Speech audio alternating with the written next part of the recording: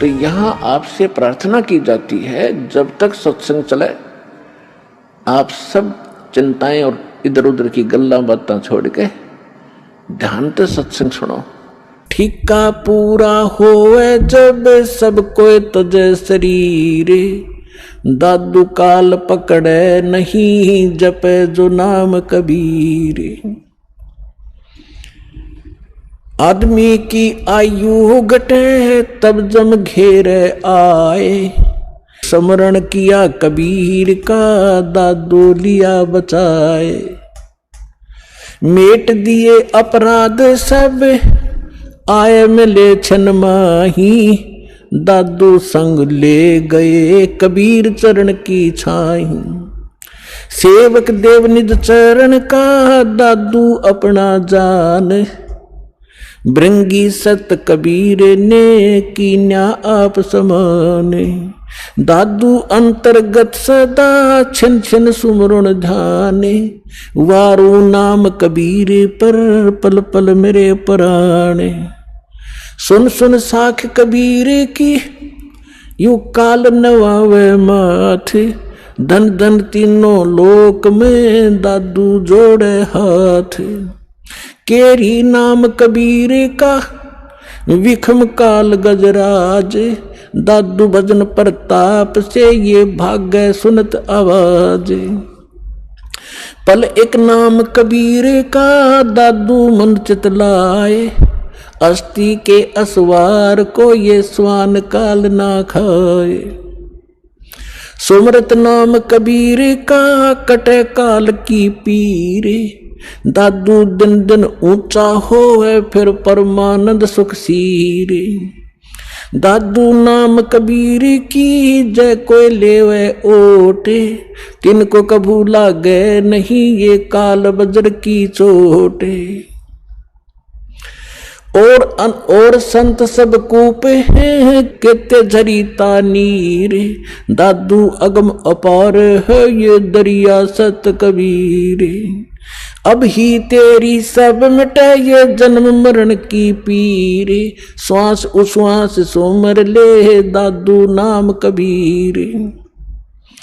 कोई सरगुण में रीझ रहा कोई निर्गुण ठहरोवे, दादू गति कबीर की मोह से कही ना जावे। दादू नाम कबीर का सुन के कांपे काले, नाम भरोसे जो चले होए नवा का वाले। जिन मोह को निज नाम दिया सोए सतगुर हमारे, दादू दूसरा कोई नहीं ये कबीर सिरजनहारे। अब क्या बताया दादू जी ने, क्योंकि गरीबदास जी की महिमा चल रही है, थोड़ा सा इसलिए हिंट देना पड़ा, इसका आगे लिंक है इससे। दादू साहब जी क्या कहते हैं कि सुन सुन साख कबीर की, साख माने महिमा, परमात्मा की सामर्थ्य है। सुन सुनने से जैसे परमात्मा की महिमा जहाँ चलती है तो काल भी माथा रगड़े कि वो तो समर्थ है। यो काल यहाँ का भगवान जो है, जो भगवान की महिमा कहीं होती है, सच्चाई उसकी सत्य महिमा सुनाई जाती है तो काल भी नाक रगड़े मत्था टेकता है कि हाँ भगवान तो समर्थ ही है, वो कबीर तो पूर्ण परमात्मा है। तो सुन सुन साख कबीर की, काल नेवावे माथ झुकावे माथा, और धन हो तीनों लोक में दादू जोड़े हाथ। फिर देखो कैसी तुलना की है, केरी नाम कबीर का और विखम काल गजराज, दादू भजन प्रताप से यू भाग्य सुनत आवाज। अब 21 ब्रह्मांड का स्वामी है। श्रीमद् भगवत गीता अध्याय नंबर 15 के श्लोक नंबर 18 में गीता ज्ञानदाता ये ब्रह्म है, काल है। ये खुद कहता है कि मेरे अंतर्गत जितने भी प्राणी हैं उनसे मैं उत्तम हूं, श्रेष्ठ हूं, उनसे तगड़ा हूं मैं, इसलिए मैं लोक वेद के आधार से पुरुषोत्तम प्रसिद्ध हो रहा हूं मैं। क्योंकि जितने भी इसके अंतर्गत प्राणी हैं काल के, ये इन तगड़ा है।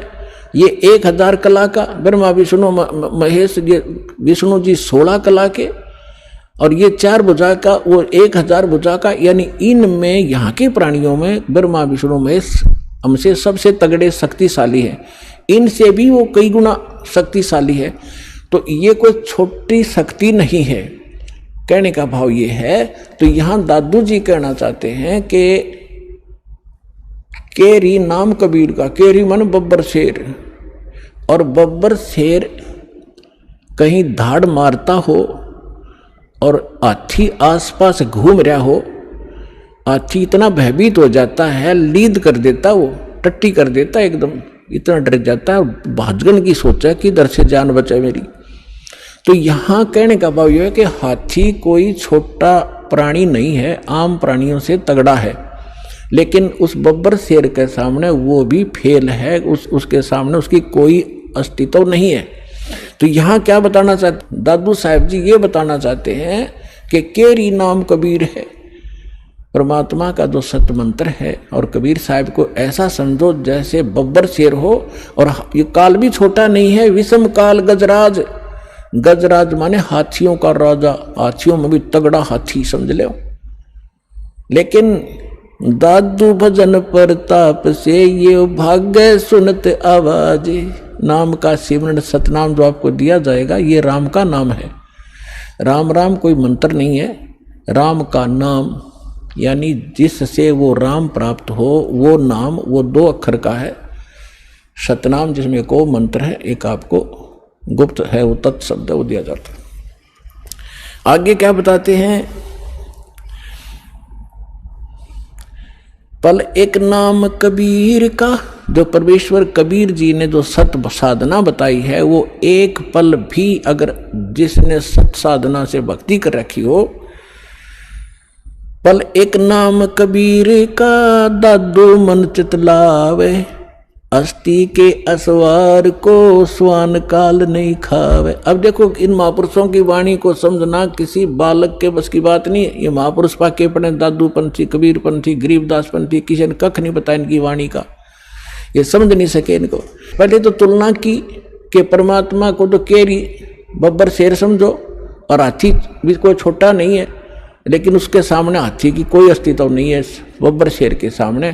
तो हमारे समर्थ भगवान इतने शक्तिशाली हैं इस काल की तुलना। अब आगे क्या बताते हैं कि आप जिन्होंने कबीर परमात्मा की शरण ले ली, आप बैठ गए हाथी पे,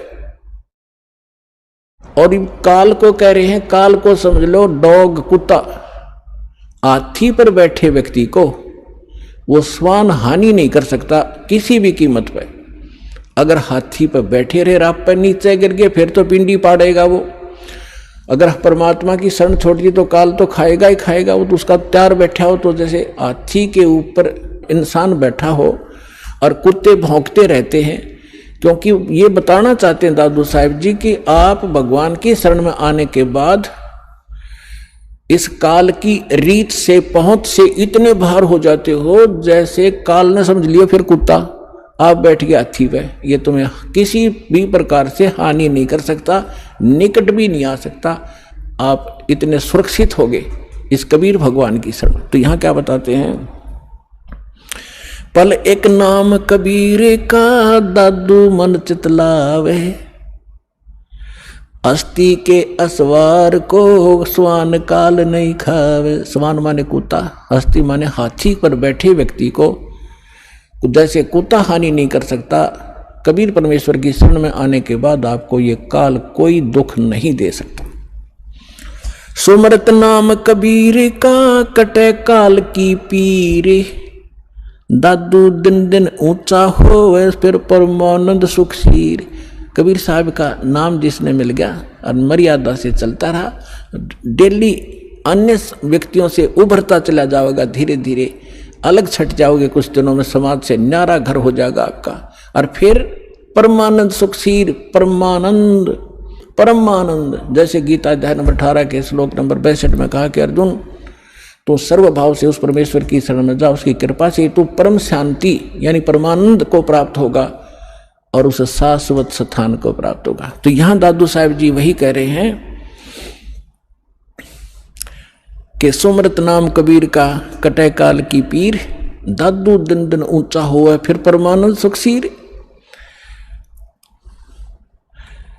दादू नाम कबीर की जय कोई लेवे ओटे, तीन को कभू लागे नहीं ये काल कर्म की चोटे।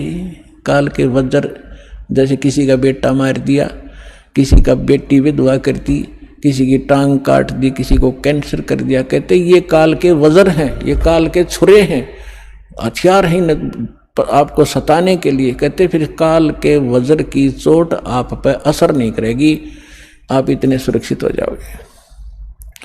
और संत सब कूप हूं केते दरिता नीरे, दादू अगम अपार है वो दरिया सत्य कबीर। महापुरुषों की वाणी देखो पुण्यात्माओं, गदगद आत्मा हो जाती है। अब उनको ये नकली ये आचार्य शंकराचार्य ये मंडलेश्वर महर्षि न्यू क्या करते होता, अनपढ़ थे, अशिक्षित थे, मूर्खा की भाषा है उनकी ग्रंथों में। इसमें कैसी गजब की तुलना की है कि और संत सब कूप हैं। जैसे दास ने परमात्मा की परिभाषा बताई, तहसीलदार भी साहब है, उसकी जितनी शक्ति है उतना ही मालिक है। डिप्टी कमिश्नर भी साहब है, मंत्री, प्रधानमंत्री, मुख्यमंत्री, ये सारे साहब। तो यहाँ यही तुलना की है कि और संत, जैसे आप सुनते हो कि उस गांव में एक बाबा था, उसने ऐसा कर दिया, एक ने ऐसा कर दिया, छोटे मोटे। कहते ये भी अपनी शक्ति रखते हैं, लेकिन वो कंप्लीट नहीं है, उससे सर्व लाभ नहीं हो सकते। आपका तहसीलदार से मित्रता है तो एक रजिस्ट्री करा सकते हो, साल 6 महीने 2 वर्ष 10 वर्ष 50 वर्ष में एक का काम करा पाओगे, उससे बाकी। और समर्थ की शरण हो जा तो कितना सारे काम होते चले जाएंगे आपके। इस प्रकार क्या बताते हैं, और संत सब कूप हैं। और संत भी तुम बताते हो कि उसने, जैसे कोई विष्णु का पुजारी है और उसने विष्णु की भक्ति करके कुछ शक्ति संग्रह कर लिया, तो उसमें से बांट सकता है, वो थोड़ा बहुत राह देतेगा, लेकिन दोनों नरक में लास्ट में, चेला भी गुरु भी। तो यहाँ कहते हैं और संत सब कूप हैं। और उस महात्माओं को समझो, वो तो एक कुआं है, कुआं केवल पीने का काम ही कर सकता है, सिंचाई में नहीं कामयाब हो सकता। क्या हो गया कि थोड़ा बहुत भी कभी सारा दिन में सींच दिया तो सफिशिएंट नहीं है। और के तेज रीता नीर, यानी कोई झरने से बह रहा थोड़ा मोटा नाला है, वो भी कंप्लीट राहत नहीं दे सकता उस क्षेत्र को। अब यहाँ बताना चाहते हैं दादू साहब जी कि दादू अगम अपार है, वो दरिया सत कबीर, दरिया है नदी जिसके अंदर पानी का कोई था ही नहीं, उसमें कुएं भी बना लो, नाले भी निकाल लो, नहर भी निकाल लो, नहा भी लो, धो भी लो, सिंचाई भी कर लो, फिर भी फालतू पानी रहे। तो ऐसे समर्थता बताई है कबीर भगवान की, परमेश्वर की, आदरणीय दादू साहिब जी ने। और संत सब कूप हैं केते झरीता नीर, दादू अगम अपार है वो दरिया सत्य कबीर। फिर क्या बताते हैं, अब ही तेरी सब मिटाइए जन्म मरण की पीर, श्वास उश्वास सुमर ले दादू नाम कबीर। ये कबीर नहीं सुमरना, वो सतनाम है जो आपको दिया जाता है, फिर सार नाम दिया जाएगा। इसका श्वास जो कबीर जी का जो मंत्र है वो सिमरण करना है। श्वास उश्वास से सुमर ले दादू नाम कबीर। दादू नाम कबीर का सुन के कापे काले, नाम भरोसे नर चले हुए नवा का बाड़। कबीर साहब का जो मंत्र है इसका सिमरण करते रहना, यो काल आपका कुछ नहीं बिगाड़ पाएगा। जिन को निज नाम दिया सोए सतगुरु हमारे, दादू दूसरा कोई नहीं ये कबीर सिरजनहारे। तो अब जो दास साहब को गरीबदास साहिब जी की कथा सुनाना चाहता था, अब जैसे गरीबदास जी की कथा सुना रहा है, इसको आगे बढ़ाते हैं। अब इसको जैसे नानक साहिब जी को परमात्मा मिले थे जिंदा महात्मा के रूप में, सचखंड से आए थे। नानक साहिब जी सुल्तानपुर नाम का एक नगर है, शहर है, उसमें एक राजा था, नवाब था, उसके यहाँ नौकरी करते थे खजाने में। और वो प्रतिदिन नदी पर स्नान करने जाया करते थे।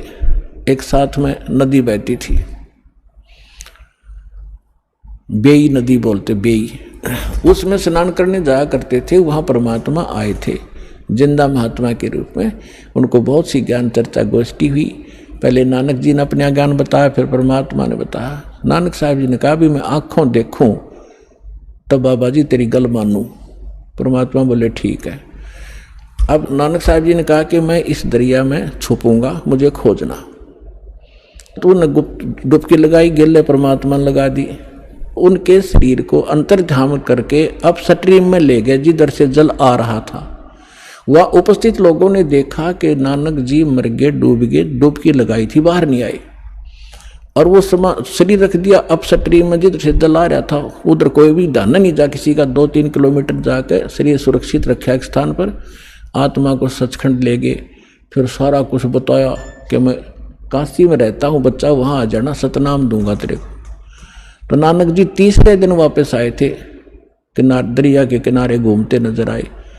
फिर पहली उदासी उन्होंने बनारस की थी कि खोजूं तो जाकर देखूं वहाँ भगवान अर्धानक रूप में कैसे हो सकता है, कुछ जच्चे कुछ ना जच्चे। जब सामने जाकर देखा वो है जो सकल जिंदा महात्मा वाली यो बैठा भगवान दानक रूप में, जलाए रूप में। भाई सूरत लोग की वेश ए ठगवाड़ा ठगी देश खरा सियाणा बहुता बारी धानक रूप रहा करता।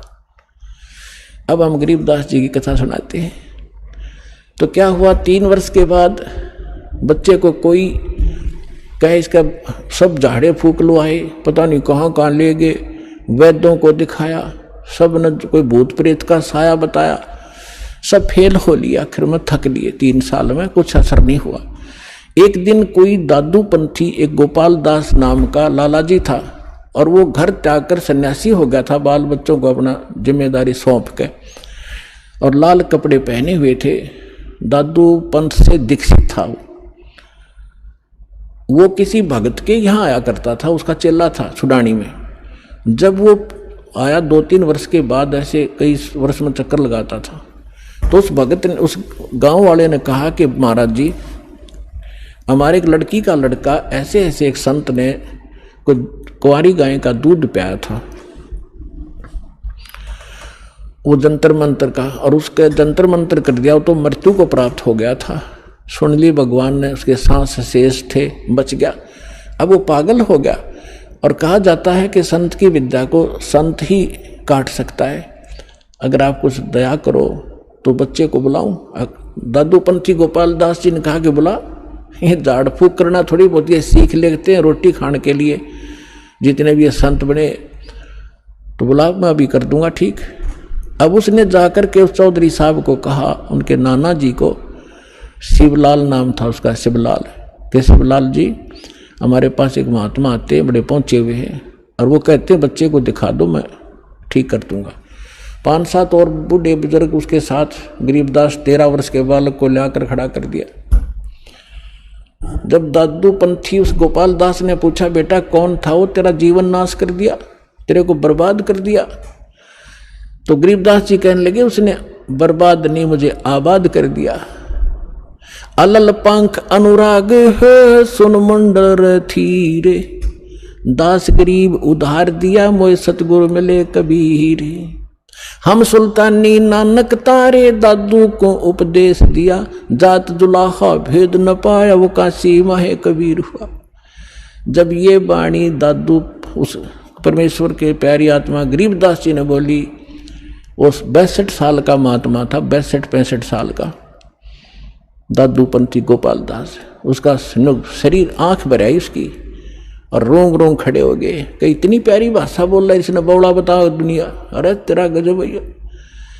तब उस काफी आध घंटे तक गरीबदास जी वो वाणी बोलते रहे, जो भगवान से परिचित होकर के उन्होंने गैबी खाल विशाल सतगुरु अचल दिगंबर थीर हैं दास, ये सारा कुछ बोला।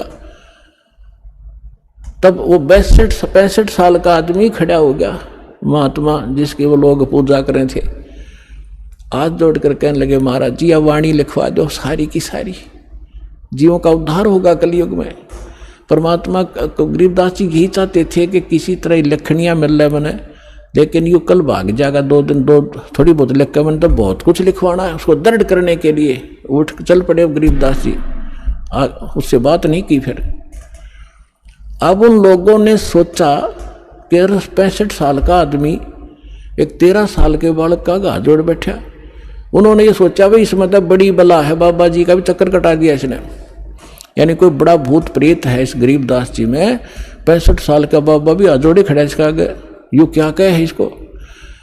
अब वो तो अपने घर न चले गए, गरीबदास जी चल पड़े खेतों को, जंगल की साइड में, और वो दादू पंथी महात्मा भी साथ साथ जा। आगे तो अमर वाणी गजब की वाणी है, क्योंकि परिचित था संतों की वाणी से, दादू से भी परिचित था कि उनको कोई संत मिले थे जिंदा महात्मा के रूप में। दादू पंथी ये नहीं मानते कि कबीर काशी वाला मिले थे, और उन्होंने खुल के लिख रखे अपने ग्रंथ में, तो सब की बुद्धि में पत्थर पड़े हुए। तीसरे दिन गरीबदास जी ने कहा कि बाबा जी बात सुन ले, जब सारा लिखा जितना मैं लिखवाऊं तो मैं लिखवाऊं, नहीं तो जा अपने घर में। उन्होंने कहा दादू के पंथी ने, गोपाल दास जी ने, कि महाराज जी मैं तो घर तक कति फ्री हो रहा हूँ और मेरा काम में कुछ नहीं बचा रही, ये परमार्थ का काम सेवा मुझे मिल जाए, इससे बड़ा कोई मेरे लिए काम नहीं, कोई परमार्थ नहीं।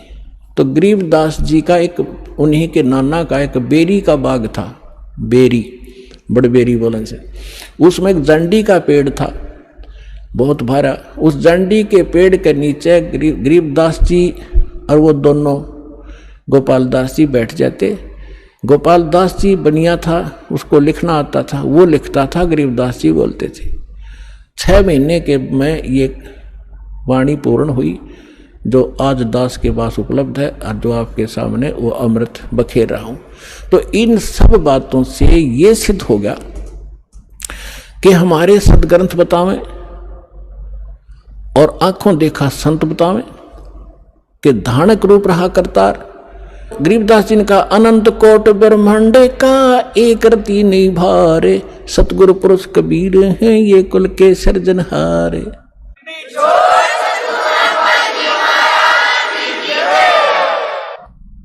परम पिता परमात्मा पूर्ण ब्रह्म सारी सृष्टि के रचनहार कुल मालिक कबीर परमेश्वर जी की असीम रजा से आप सभी पुण्यात्माएं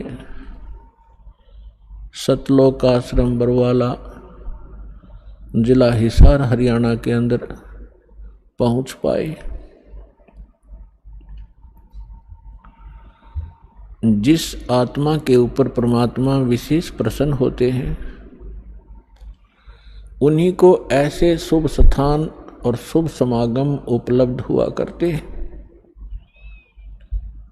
सकल पदार्थ हैं जग माही और कर्महीन नर पावत नाहि। पुण्यात्माओं, आप बच्चे हो, विद्यार्थी हो, टीचर को पता होता है कि यदि ये विद्यार्थी अच्छी तरह शिक्षा ग्रहण करके परीक्षा में सफल हो गए, इनका जीवन बहुत ही उज्जवल होगा, इनका भविष्य, इनको अच्छी नौकरियां मिलेंगी, बड़े सुखी रहेंगे। लेकिन उस समय बच्चों को वो बात नहीं याद रहती कि हम किस लिए पढ़ रहे हैं, और वो अच्छे विद्यार्थी जो होते हैं टीचर के बताए प्रत्येक क्लास वर्क होमवर्क को करते ही रहते हैं, तो सफल हो ही जाते हैं, फिर उनको वो वस्तु प्राप्त स्वाभाविक हो जाती है। आप वो विद्यार्थी हैं जिनको जन्म और मरण के रोग से छुटकारा पाने का और सतलोक के अंदर जाकर के वो स्थायी सुख प्राप्त करने का शुभ अवसर प्राप्त हुआ है। इसमें यदि आप उन विद्यार्थियों की तरह लगन से इन सभी क्रियाओं को करते हुए संसार छोड़कर चले गए तो आपको वो स्थान प्राप्त होगा जो आज तक हजारों वर्षों तक ऋषि महर्षि प्रयत्न करके निष्फल रहे। तो आप कितने पुण्यकर्मी हो, आप कितनी पुण्यात्मा हैं। लाल की कीमत का लाल को ज्ञान नहीं होता, जौहरी बताया करता है। ये दास जौहरी है, आप उस परम पिता के लाल हो। आपको मालूम नहीं, इस दास को मालूम है। आपके लिए वो परमात्मा कितने भटक रहे हैं, आपने काल की भांग पी रखी है। आप जी को केवल यहाँ के संसारिक सुख दिखाई देते हैं। भविष्य का आपको कोई, आपके भविष्य में आगे नेक्स्ट जीवन में क्या होगा, इससे आप बिल्कुल अनभिज्ञ हैं। परमात्मा कहते हैं गोता मारूं स्वर्ग में, जा बैठूं पाताल, और गरीब दास ढूंढता फिरूं अपने हीरे मोती लाल। आप कहां से आए हैं, ये ना तो आपके बस की बात यहां आना, केवल परमात्मा ही आपको यहां लाता है। पहले तो आप तक संदेश भेजा, ऐसा अनमोल ज्ञान किसी भी माध्यम से, किसी भक्त के माध्यम से, किसी बुक के माध्यम से, या किसी टीवी चैनल के माध्यम से, और फिर आपको प्रबल प्रेरणा की उस परमपिता ने, और फिर आपकी व्यवस्था की। यहाँ तक आने में कोई मध्य प्रदेश से आ रहे हैं, कोई उत्तर प्रदेश से आ रहे हैं, कोई महाराष्ट्र से, कोई उड़ीसा से। पुण्यात्माओं, आज हम इतने लेजीमैन हो चुके हैं, हम अपने पड़ोसी घर में भी नहीं जाएं, जो सोचें फिर मिलेंगे मित्र को, और आप इतने दूर यहाँ आ गए। कहते करे करावे साईं मन में लहर उठा, दादू सदर जीव के वो आप बगल हो जा। तो आपके ऊपर कितनी रजा है सोच भी नहीं सकते।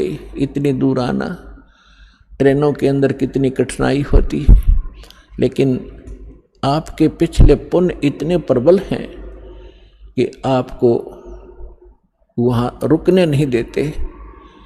और पिछले ही तप से होते हैं पूर्ण हंस मुराद, पिछले संस्कार आपके साथ हैं। आप किसी समय परमात्मा कबीर जी के साथ रहे हो, जब भगवान धरती पर आए हुए थे।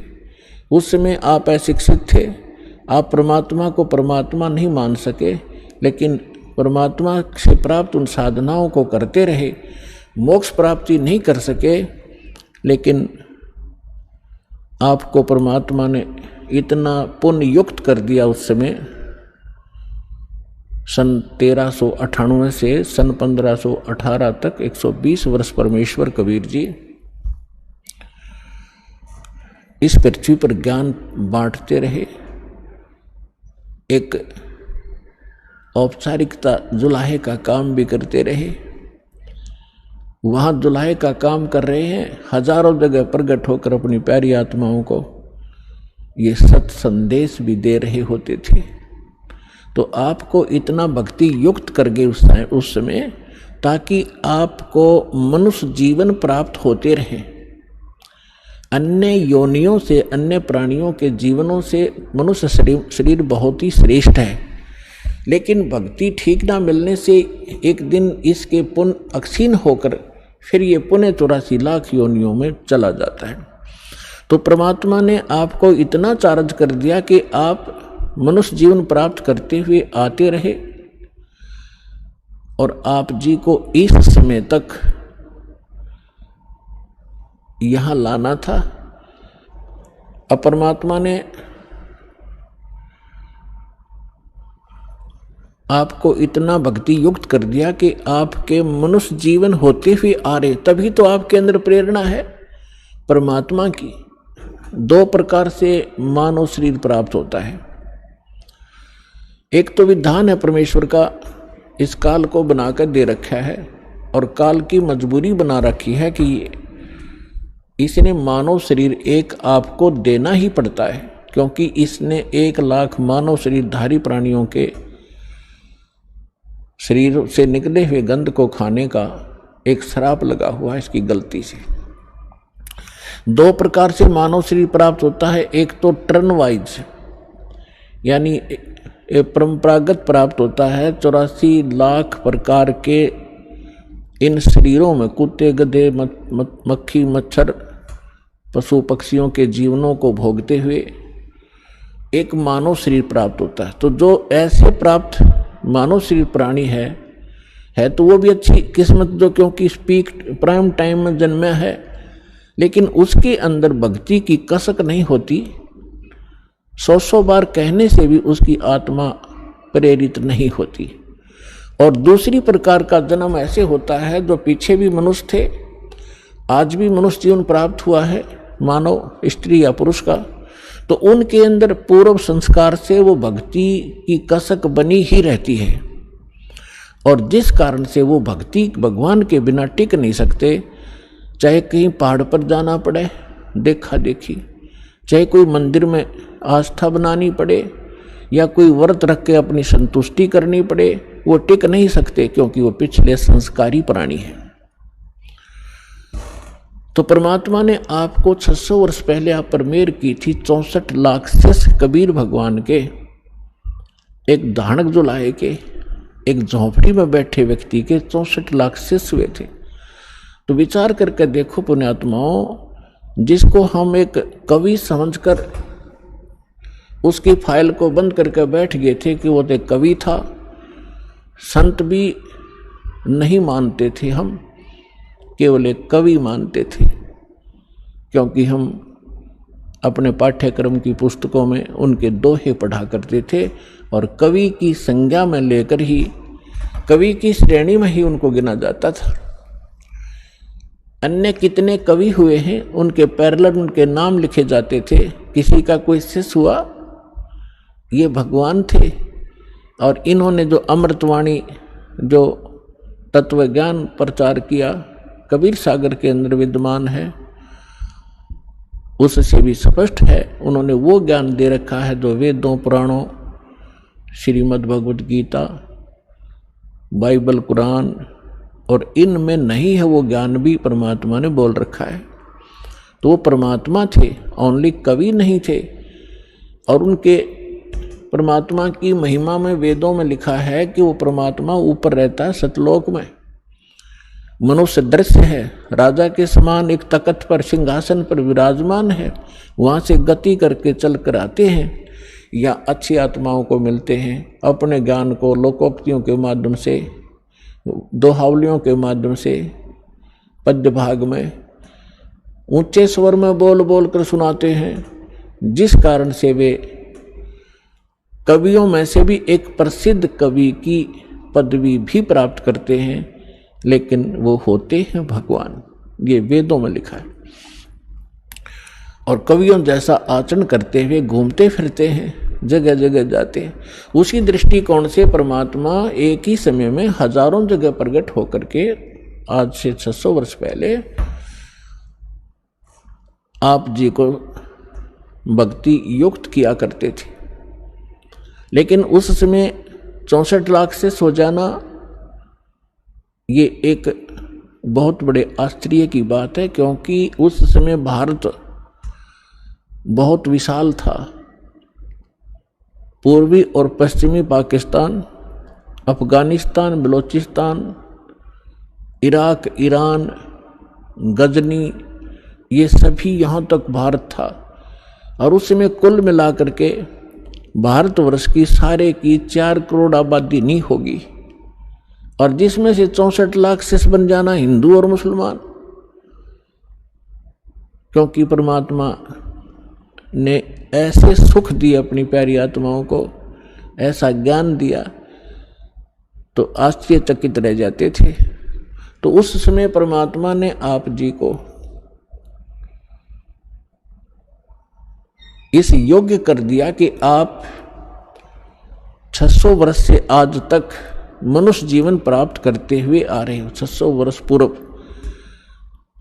और जिसमें लगभग आपने 10-15 मनुष्य शरीर प्राप्त कर लिए कंटिन्यू।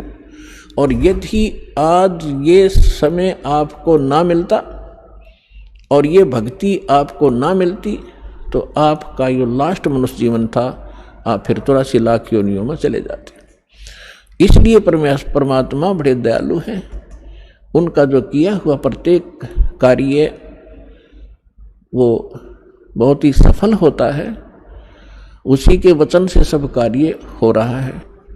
अब उसके बाद भगवान को हमने भगवान नहीं समझा, हमने उनको केवल एक कवि समझा, और कुछ दिनों में आपको जब परमात्मा के संग आप रहे, इतने सुख हो गए, आपके दुख दूर हो गए, तो आप जी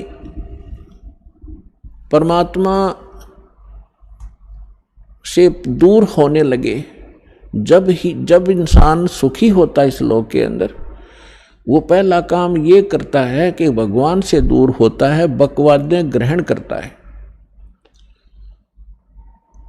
तो जब हम सुखी हो गए, सभी सुख हमें बहुत देता है क्योंकि तो सुख सागर है, तो हमारे मन में दोष उत्पन्न होने लगे, परमात्मा के अंदर भी हमने कुछ गड़बड़ निकालने लगे। तो परमात्मा कबीर जी ने एक लीला की थी और उस लीला में हम सभी एक परीक्षा ली थी हमारी, हम फेल हो गए और हम यहीं रह गए। अब काल ने कैसा जुल्म किया, किसी को कहीं पटक दिया, किसी को हरियाणा में, किसी को राजस्थान में, किसी को मध्य प्रदेश में, किसी को उड़ीसा में, भाषा भी ना समझ में आवे, किसी को नाइजीरिया में, किसी को अमेरिका अफ्रीका में। उन प्यारी आत्माओं को जो परमात्मा की भक्ति किया करते थे, उन्हीं में से ये सारे अफसर बने हुए हैं, राजा बने हुए हैं, एमएलए एमपी बने हुए हैं, क्योंकि पिछले पुण्य के बगैर ऐसे उच्च पोस्ट प्राप्त नहीं होती। और जब तक इनको पुनः वो ज्ञान नहीं होगा कि हम कौन हैं, हम किस लिए जन्मे हैं, मानव शरीर केवल इसलिए प्राप्त नहीं होता कि आप माया इकट्ठी करो, संसारिक प्रभुता प्राप्त करो, सारा कुछ हो गया, करोड़ों की संपत्ति भी होगी, आपकी यहाँ आसपास के क्षेत्र में कोई एमपी मंत्री मिनिस्टर बनकर महिमा भी होगी, क्योंकि आप पिछले पुण्य आपके साथ थे, वो मलाई, वो बैटरी आपकी चार्ज थी, वो चल रहा था।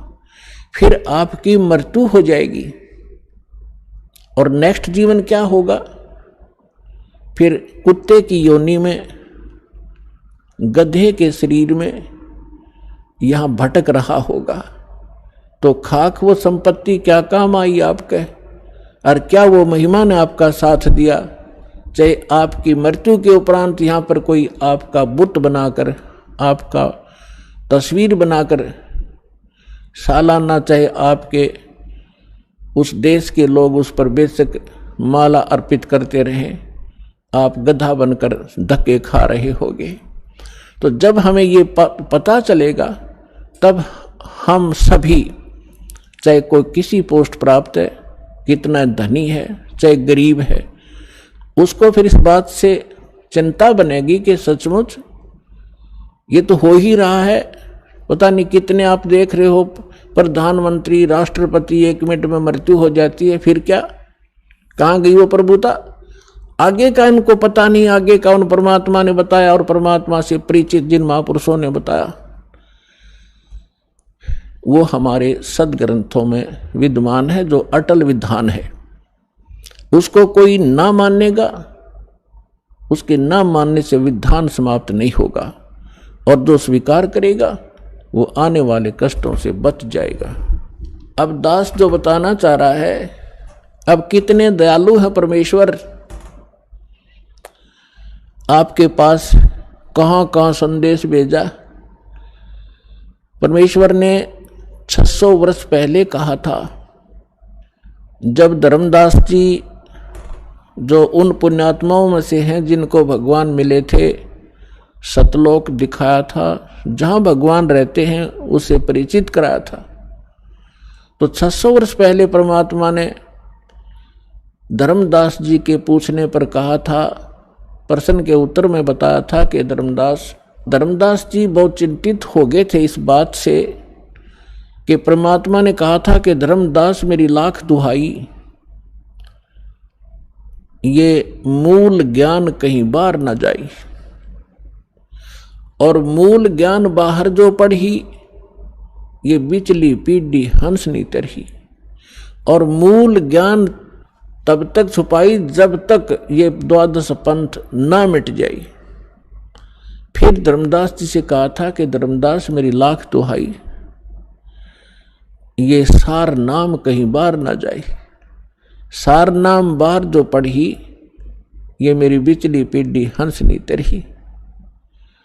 अपने आत्मा जब आप परमात्मा के साथ थे वो 64 लाख तो पहले आएंगे, उसके बाद फिर जो अन्य पुण्यात्माएं आपके घरों में जो आएंगी, आपके संतान रूप में, आपके कोई नाती रूप में, पोता या पोती रूप में, वो तो अलग से आएंगी। बहुत अच्छी आत्माएं आपके घर जन्म लेंगी जो परमात्मा के स्टॉक में पहले से रखी हुई है। उस परमात्मा कबीर जी का इस काल के प्रत्येक लोक में 21 ब्रह्मांड में एक गुप्त स्थान है जहाँ पर उन पुण्यात्माओं को परमात्मा ने रखा हुआ है जिनको पिछले कलयुग में सार नाम प्राप्त हो गया था, वो पार हुए नहीं और फिर वो काल के हत्थे चढ़ गए थे। क्योंकि इस ज्ञान से आपकी आत्मा में ऐसा दृढ़ निश्चय अवश्य हो जाएगा कि ये सुख जो है, चाहे राष्ट्रपति बन जा, चाहे प्रधानमंत्री बन जावा, और भले ही हम कोई देव पद प्राप्त कर लें, आपकी आत्मा धिक्कारेगी उसको।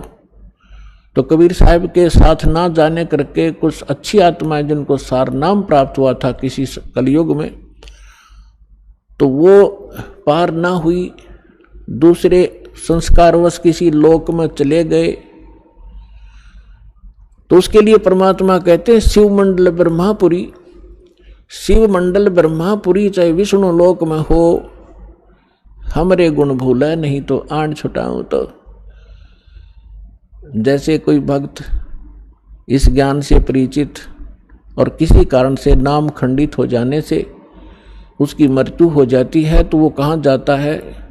आपको प्रथम मंत्र में श्री ब्रह्मा जी, श्री विष्णु जी, श्री शिव जी, श्री गणेश जी और श्री दुर्गा जी आदि इन देवों के वो मूल मंत्र दिए जाते हैं जिनसे आपको बहुत लाभ मिलना है।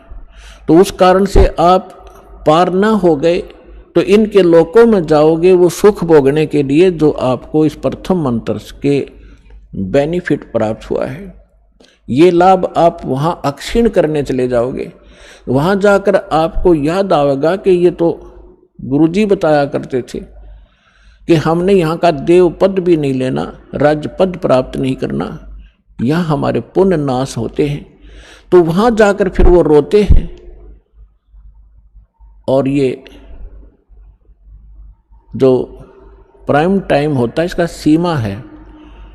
जैसे अब जो बिजली पीढ़ी चली है इसका समय निर्धारित है, उसके बाद ये भक्ति नहीं रहेगी। इस बीच जो निकल गया सो निकल गया। तो वो भक्ति जो युग है उसका समय समाप्त हो चुका होता है और उनकी मृत्यु हो जाती है। वो कोई ब्रह्मा जी के लोक में जा रहा होता है, कोई विष्णु जी के लोक में, कोई गणेश जी के यहाँ अपने इन मंत्रों के पुनों के आधार से, भक्ति के आधार से इनको वहाँ खाता है, बर्बाद करता है। तो वहाँ वो रोते हैं। तब परमात्मा जाते हैं, उनको वहाँ से छुड़वा कर लाते हैं। उनको उस समय मनुष्य दोबारा जन्म नहीं देते, उनको अपने पास स्टॉक में रखते हैं। उनके ऊपर इतना रहम हो जाता है कि अब उनका जन्म आपके घरों में होगा। आपके बेटा बेटी, आपके पोता पोती के रूप में सबके घर वो पुण्यात्माएं आएंगी। उनके संस्कार इतने गजब के होंगे, इतने अच्छे होंगे कि उनको किसी प्रकार का कोई कष्ट नहीं होगा उनके जीवन में। और उनको जन्म से ही मंत्र मिलेंगे, 3 वर्ष के होते ही भक्ति करेंगे और 8 वर्ष का होते उसको सतनाम मिलेगा। और फिर 12 वर्ष के बाद, 13 वर्ष के बाद अंत ही उसको सारनाम प्राप्त होगा। अब के वो मोक्ष प्राप्त कर जाएंगे। आप भी करोगे क्योंकि ये भक्ति युग प्रारंभ हुआ है। और या तो इसी जन्म में पार हो जाओगे, देखो कोशिश करना कि इसी जन्म में पार हो, फिर तो फिर ही होता है। नेक्स्ट लाइफ का, नेक्स्ट जीवन की सपने में भी इच्छा मत रखना। फिर भी किसी कारण से पैर फिसल जाता है तो वो फिर तुरंत ही मनुष्य जीवन प्राप्त करके तुरंत ही भक्ति पर लग जाता है। अपने आत्मा देखो आप भक्ति और इस अध्यात्म मार्ग से परिचित नहीं है। अब जैसे यहाँ कितने दुखी भक्त आते हैं, रोगी आते हैं, सब जगह जवाब मिल जाता है, वो यहाँ लेकर आते हैं, हमारे भक्त उनको समझाते हैं कि चलो आप वहाँ ठीक हो जाओगे। तो वो केवल ठीक होने के उद्देश्य से जो आते हैं और वो ये सोचते रहते हैं कि हम ठीक हो जाएं, बस इतना ही हमें चाहिए, तो उनको परमात्मा राहत शीघ्र नहीं देगा। आप ये उद्देश्य लेकर आओ, इस ज्ञान को समझाओ, जिसको भी आप लाते हो अच्छी बात है, ज्ञान समझाओ और ज्ञान समझा कर फिर उनको नाम दिलाओ, फिर परमात्मा तुरंत हाथ पकड़ लेता है। और यदि ऐसे ले आते हैं और वो इस उद्देश्य से आते हैं, बुरी बात नहीं है, अच्छा है। यदि वो व्यक्ति नाम, क्योंकि नाम तो हम देंगे ही देंगे, समाधान तो बाद होगा, तो पहले मंत्र दे देंगे। अब नाम जिसने मिल गया और अंतिम सांस गिने, मरना तो उसने था ही, इस मंत्र को एक बार पूरा बोल दे, सुन ले, वहां पर ना बोल सके और मृत्यु हो जा तो भी उसको मनुष्य जीवन मिलेगा, उसमें बीज भक्ति का बूगा। हमने असंग जन्म हो गए, जन्मते मरता ने, धक्के खात्या ने, और अब मनुष्य जीवन प्राप्त होगा तुरंत ही 10वें महीने यहाँ सतलोक आश्रम बरवाला में आ लेगा और उसका फिर जीवन शुरू हो गया।